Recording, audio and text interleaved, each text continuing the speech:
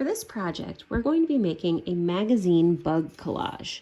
Now, a collage is just when you gather materials and you glue them down.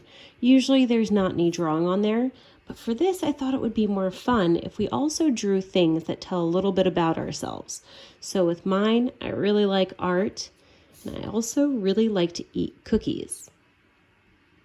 Now to help us make our collage, I've made these little bug guides. And I'll have them at the end of the video, so if you want to skip ahead to see them at the end, you can. And these just show the types of shapes that you need to cut out in order to make the different bugs. So for example, to make the beetle, you would cut out one body part like this, 2 wings, a head, and 2 eyes, and then you would glue them all together like this. So I'm going to go ahead and pick one that I'm going to do for today. I think for mine, I'm going to be making the spider. So I'm going to put away the other ones and take a look at the shapes that I need to create. Now, something else I need to keep in mind is that my pictures should have a lot of contrast, which just means that we need a big difference between the light and the dark. If all of the colors are really similar, then it doesn't end up turning out very well. So if I use a dark color in one spot, I'm going to want a really light color or bright color right next to it. So as I look through my magazines to find different colors, I'm going to be looking for colors that contrast. So if I use a really dark section, like I said before, I'm going to look for a really bright section to go with it. Now the first thing I'm going to do is I'm going to look through my magazine and rip out some pages that show different colors that I like.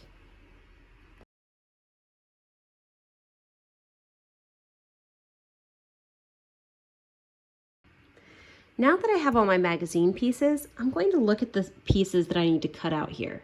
So I think I'm going to start with the body since that's the biggest piece. And I'm going to take the pattern that I really like. I really love this pattern here.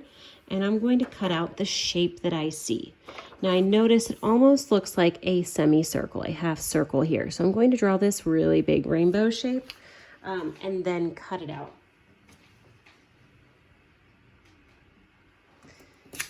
Now to help me out with that, I might even use my marker. So I'm just going to make this really large semicircle shape. And then it almost looks like a straight line across, but the edges are curved here. So I'm going to curve the edge here, come all the way across and curve it again. Once I have a shape I like, I can cut it out. Now when I cut it out, I want to make sure that I cut inside my line so that I can't see my marker marks. So I'm going to make sure that I'm cutting again on the inside here. Now that I have my body, I'm going to go ahead and create the head. So I'm going to make almost the same shape, just a little bit smaller, using a color that really contrasts with my background here. So if I look at this, I don't want something that's going to fade into the background. So this would be a really dark head to have. I want something that's going to really pop out. I really like how bright this one is right here. So I'm going to draw the same shape that I have here, only smaller, and then cut that out.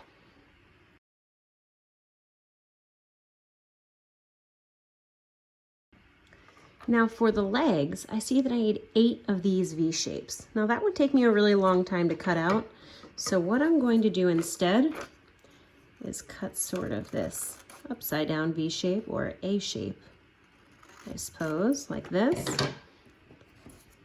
And then right next to it, I'm going to go straight up on this side, and then put another V shape on top. This is just sort of a shortcut, so it kind of looks like this.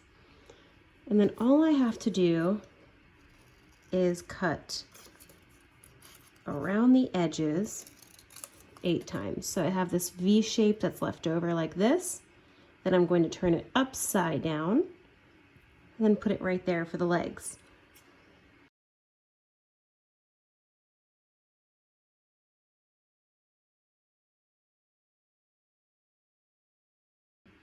Now so far I only have 6 legs here, but I wanted to show you another way that you could make the legs. If you have trouble with the V shapes, you can just cut these long strips of paper like this, and then cut it in half.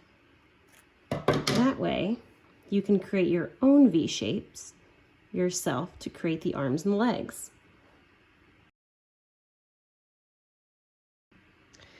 Now I've already cut out the head, the body, the legs, and then all I have left to do are these 2 little fangs, these 2 little curved teeth they have in the front.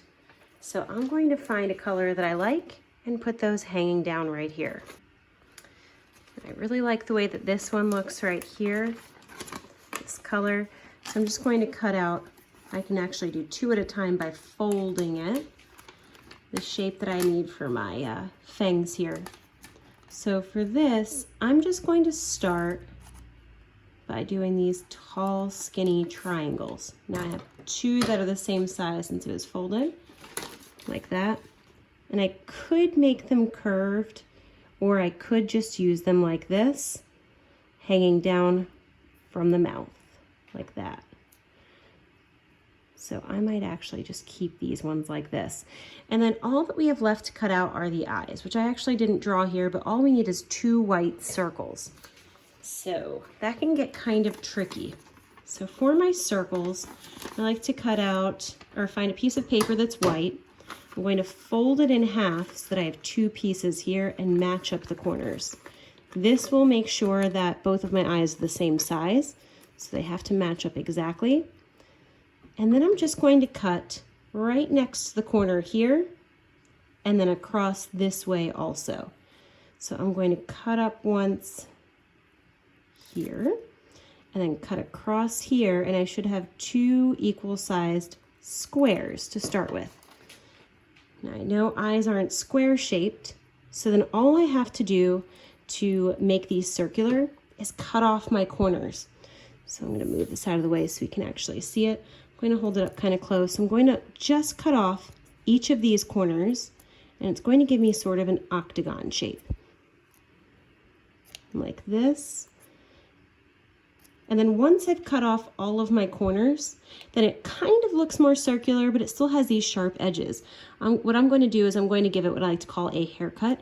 So what that means is I'm just going to cut off these teeny tiny edges, and then as I do that, it's going to become more circular.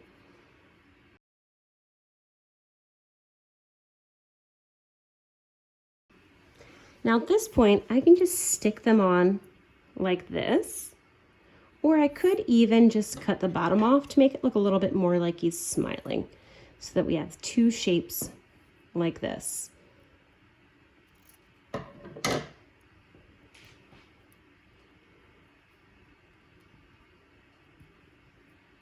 Okay, and now that I have all of these pieces, I'm just going to go ahead and glue it on before I add any details.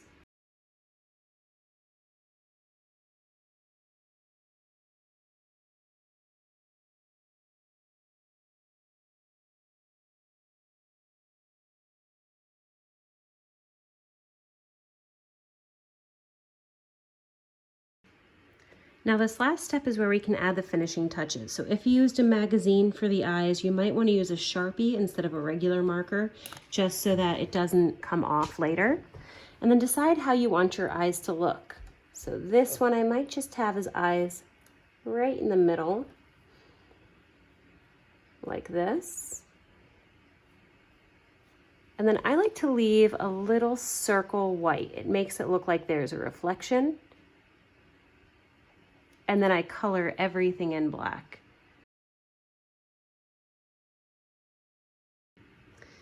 And this is the point also where you can add your personal touches. So you might want to add one detail of something that you like to do to your picture. So for mine, I really like to read. So I might add a book here. So I would add a straight line going down, then a curved line that goes up first, and then it goes down and then back up again. And then it also does the same thing on the other side like this. I'm going to do the same thing across the bottom. Up, down, up, down, up. Then I connect the 2 edges Then underneath, I'm just going to draw this sort of part of a rectangle, a straight line across like this, and then some lines for the pages here. I might even pretend to have some words on there that curve the same way that the book would.